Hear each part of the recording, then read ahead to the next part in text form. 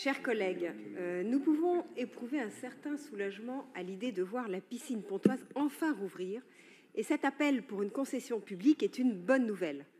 Avant sa fermeture, 250 000 usagers fréquentaient ce lieu chaque année, faisant de cet équipement un pôle sportif majeur du centre de Paris. J'aime la piscine pontoise, comme beaucoup de Parisiens. C'est un joyau de l'art déco, construit en 1934 par l'architecte Lucien Paulet, tout comme les piscines Molitor et Pailleron. Heureusement, la piscine pontoise connaît un meilleur sort que la piscine Molitor, qui a quasiment disparu lors des derniers travaux de rénovation. Malgré les travaux, le caractère patrimonial de Pontoise a été sauvegardé, bien que la verrière ait été déposée entièrement et entièrement reconstruite.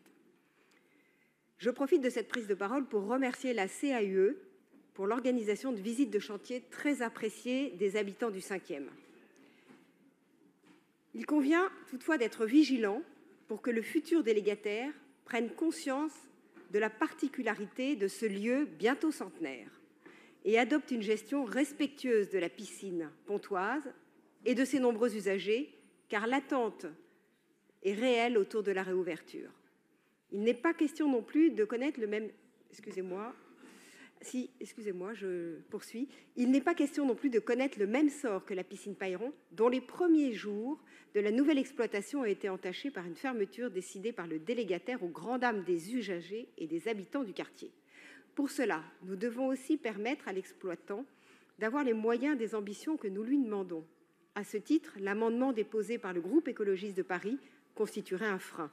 S'il est porté par de bonnes intentions, il grèverait la société délégataire de précieux revenus tirés de la clientèle des créneaux du soir, traditionnellement les plus prisés des usagers, notamment de personnes venant après les heures de travail et non éligibles aux tarifs réduits.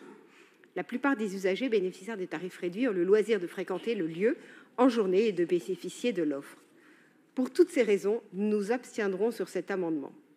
Pour conclure, le 5e arrondissement a grandement besoin de la piscine pontoise, pourvu qu'elle soit exploitée correctement, avec un service public de qualité et sans connaître de fermeture intempestive comme celle que subissent les usagers de la piscine Jean Tarisse. Je vous remercie.